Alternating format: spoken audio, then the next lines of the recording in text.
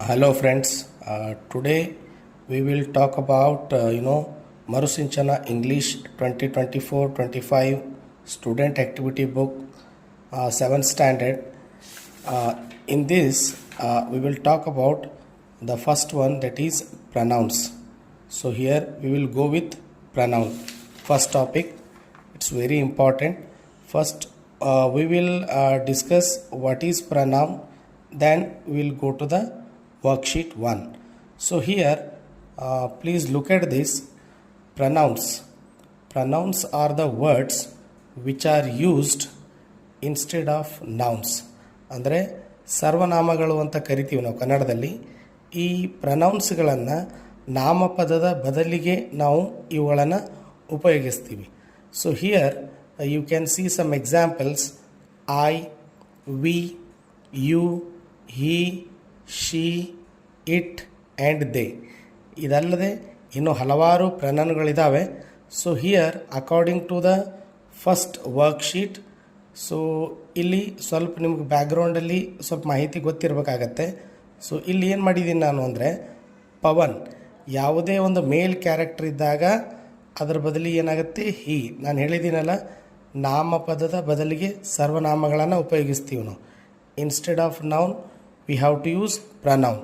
ಇಲ್ಲಿ ಪಿಂಕಿ ಬದಲಿಗೆ ಶಿ ಇದೆ, ಪವನ್ ಬದಲಿಗೆ ಹಿ ಇದೆ. ಡಾಗ್, ಎನಿ ಆ್ಯನಿಮಲ್ ಬರ್ಡ್ ಇದ್ದಾಗ ಇಟ್ ಬರುತ್ತೆ. ಇಲ್ಲಿ ಪವನ್ಸ್ ಅಂತ ಇದೆ, ಪವನನ ಅಂತಂದಾಗ ಇಲ್ಲಿ ಹಿಸ್, ಅವನ ಅಂತ ಬರುತ್ತಲ್ಲ, ಪವನನ ಬದಲಿಗೆ ಅವನ. ಇಲ್ಲಿ ಪಿಂಕೀಸ್ ಅಂದರೆ ಹರ್. ಸೊ ಇಲ್ಲಿ ಬನ್ನಿ, ಇಲ್ಲಿ ಏನು ಮಾಡಬೇಕು ಅಂತಂದರೆ, ಸೊ ಹಿಯರ್ ಇಲ್ಲಿ ಕೊಟ್ಟಿದ್ದಾರೆ ನೋಡ್ರಿ, ಇಲ್ಲೆಲ್ಲ ಕಡೆ ಪವನ್, ಪಿಂಕೀಸ್, ಪವನ್ಸ್, ಪವನ್ಸ್, ಪಿಂಕಿ, ಪಿಂಕೀಸ್. ಇಲ್ಲಿ ಪಿಂಕಿ, ಪವನ್, ಪವನ್ಸ್ ಮತ್ತು ಪಿಂಕಿ. ಇಲ್ಲಿ ದ ಡಾಗ್ ಅಂತ ಕೊಟ್ಟಿದ್ದಾರೆ. ಇದರ ಬದಲಿಗೆ ಏನು ತೊಗೊಳ್ಬೇಕು ಅಂತ ನಾನು ಆಲ್ರೆಡಿ ಹೇಳಿದ್ದೀನಿ, ಇನ್ನೊಂದು ಸಲ ಡಿಸ್ಕಸ್ ಮಾಡೋಣ. ಸೊ ಇಲ್ಲಿ ಫಸ್ಟ್ ನೌನೇ ಇರುತ್ತೆ.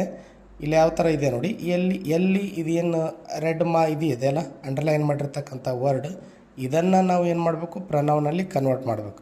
So here the word which is underline, we have to change that word into pronoun. So ನಾನು ಆಲ್ರೆಡಿ ಹೇಳಿದ್ದೀನಿ ಇಲ್ಲಿ.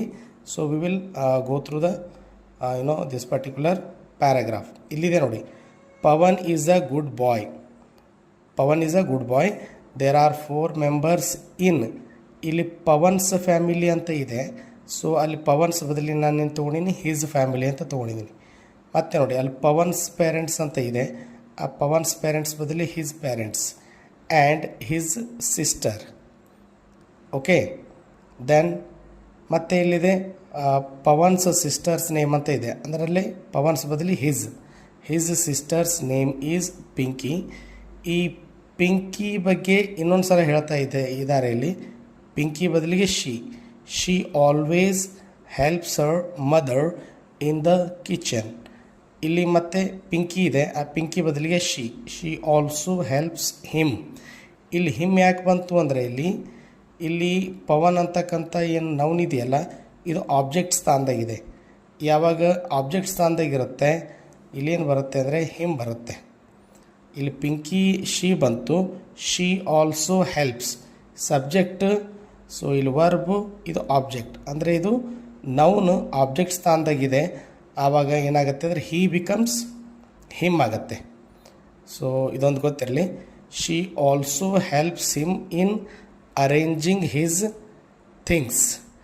ಮತ್ತು ಇಲ್ಲಿ ಪಿಂಕಿ ಇದ್ದಲ್ಲಿ ನಾನು ತೊಗೊಂಡಿನಿ, she had a pet dog, it always plays with her. So in this way you can replace the nouns into pronoun. So ಇನ್ನೊಂದು ಸಲ ನೋಡಿ, ಇಲ್ಲಿ ಪವನ್ ಬದಲಿಗೆ ಏನು ಮಾಡಿದ್ದೀನಿ ನಾನು, ಹಿ ತೊಗೊಂಡಿನಿ. ಪಿಂಕಿ ಬದಲಿಗೆ ಶಿ, ಡಾಗ್ ಬದಲಿಗೆ ಇಟ್ ತೊಗೊಂಡಿನಿ. ಇಲ್ಲಿ ಪವನ್ಸ್ ಅಂತ ಇದೆ, ಪವನ್ಸ್ ಬದಲಿಗೆ ಹಿಸ್, ಪಿಂಕೀಸ್ ಬದಲಿಗೆ ಹರ್. ಸೊ ಈ ಥರ ನಾವೇನು ಮಾಡ್ಬೋದು ಅಂತಂದರೆ, ನೌನ್ ಬದಲಿಗೆ ಪ್ರನೌನ್ಗಳನ್ನು ರಿಪ್ಲೇಸ್ ಮಾಡ್ತಾ ಈ ಒಂದು ವರ್ಕ್ಶೀಟನ್ನು ನಾವು ಕಂಪ್ಲೀಟ್ ಮಾಡ್ಬೋದು. ಸೊ ಇದು ಆಗಿತ್ತು pronoun worksheet 1. So hope you all have understood this particular topic.